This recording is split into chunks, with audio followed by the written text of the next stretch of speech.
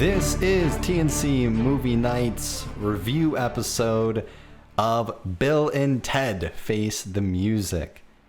This is, I want to say this is our first current review.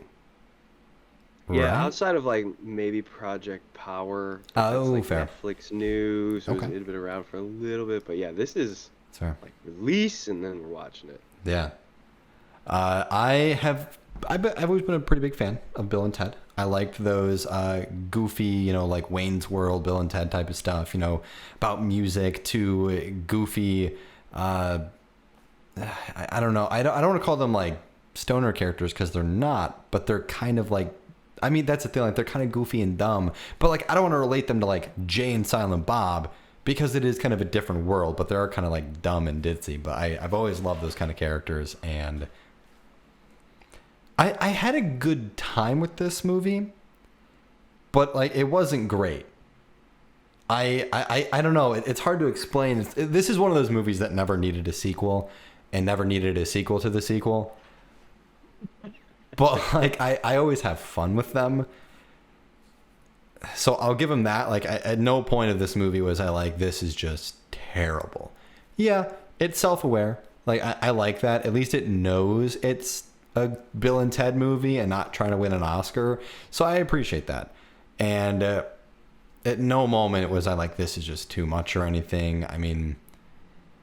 There's goofy things that happen. Overall, the story is decent. The plot, like the theme of the movie, just trying to make everyone like each other and make the world and time, conjoined. I don't know how to explain it any better than just like making everyone not hate each other. And thought that was kind of cool. Excellent, you might say. Excellent, yeah.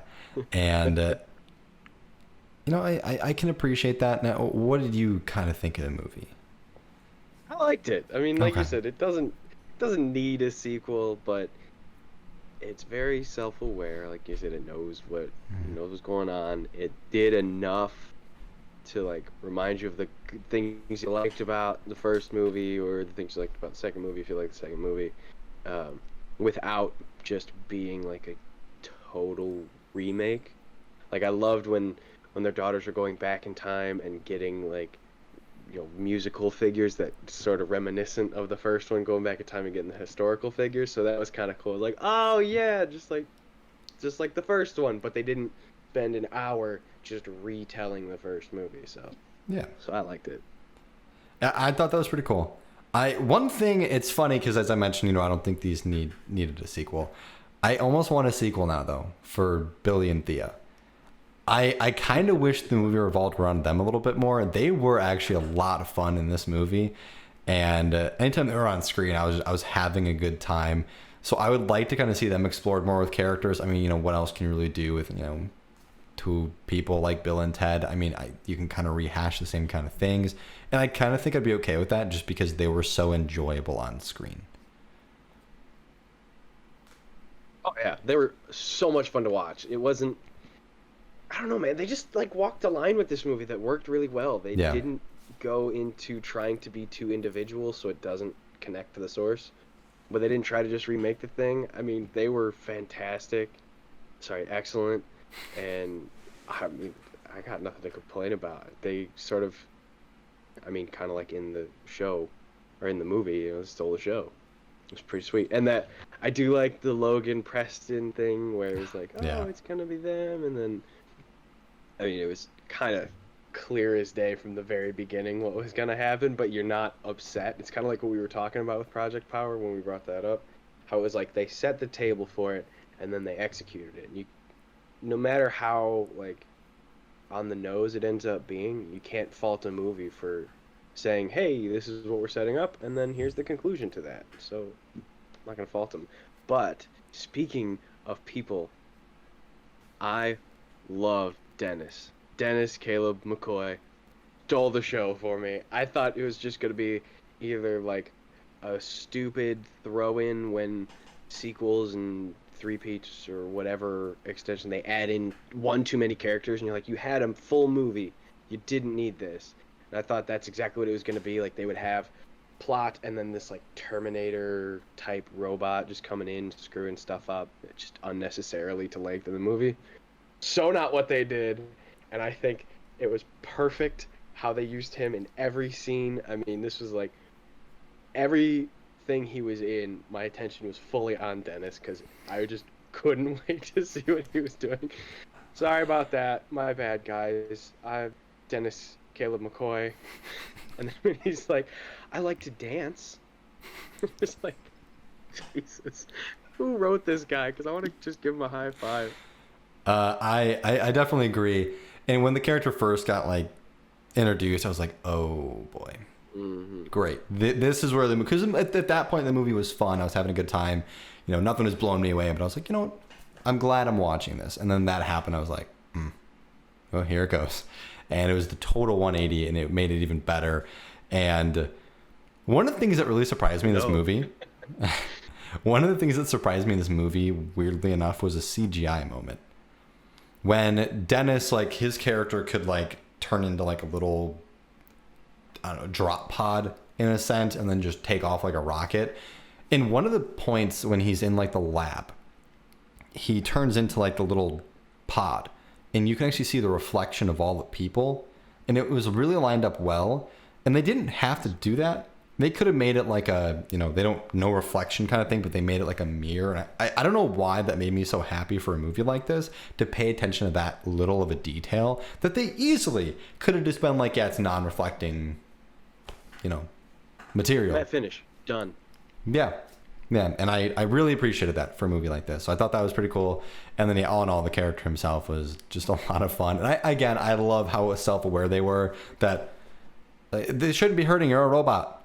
And then like you're in hell. Like, wait, a robot in hell? So I really do appreciate all those little things they did with the character. And they were so, again, self-aware that they knew it's like, yeah, this is ridiculous. We know a robot wouldn't actually, it's mechanical parts.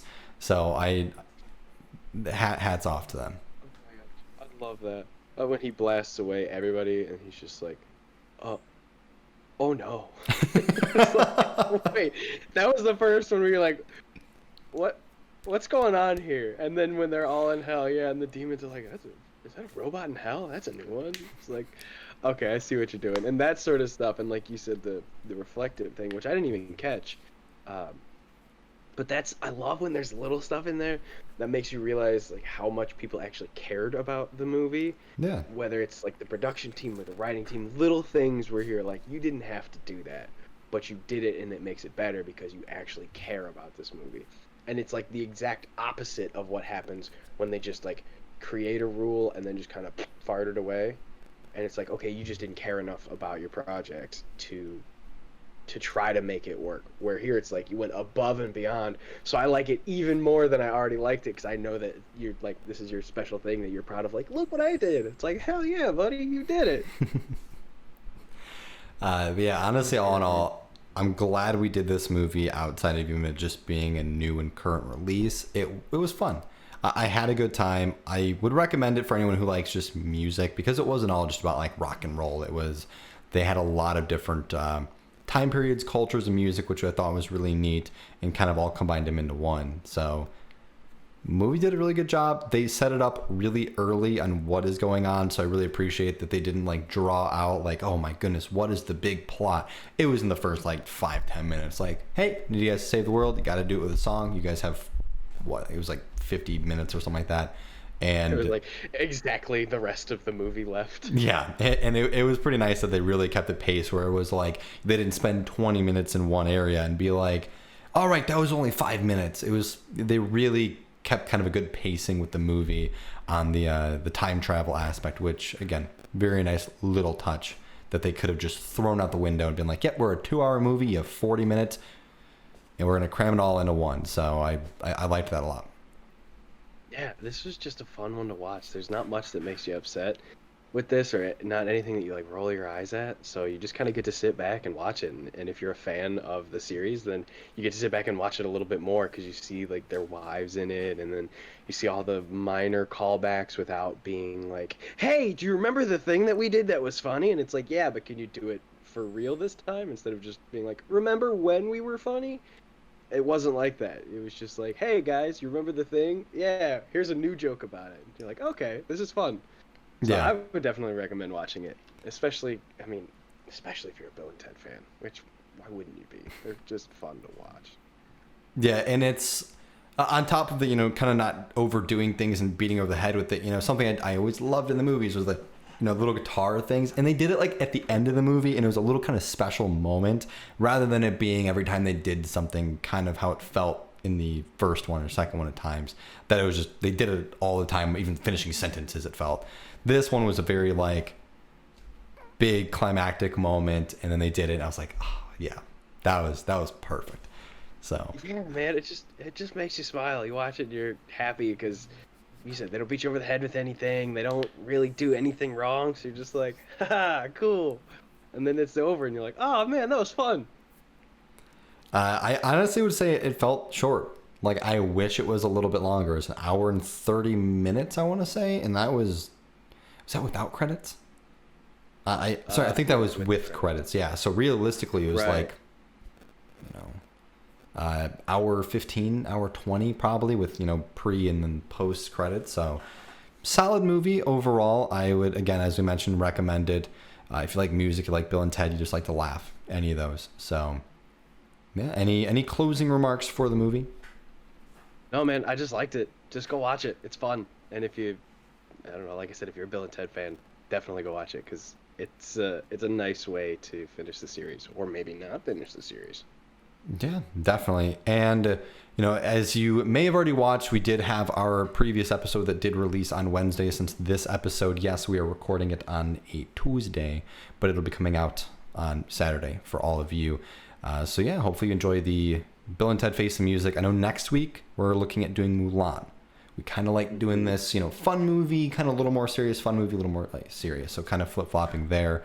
But yeah, Alex, if you want to go ahead and take it away for sure. all the movie night fans. Well, as always, you can find us on the everywhere, all of the Facebooks and the Instagrams and the Twitters and the TikToks and the YouTubes if you're watching, the Spotifys, the Apple Podcasts, the every streaming service for podcasts, thanks to the Anchor. I don't know why I like calling everything though, but I'm sticking to it. Yeah, check out our merch. Brandon's rocking the movie night merch. I'm throwing back to TNC. You know where to find us by now if you've been watching. If not, just type it in. We're on the Google too. But that's pretty much all I have. Anything you got to say, Brandon? We finished up revamping the site for the most part, it looks like. So by the time this episode is out, go check out the new layout of the site for nerdchambers.com.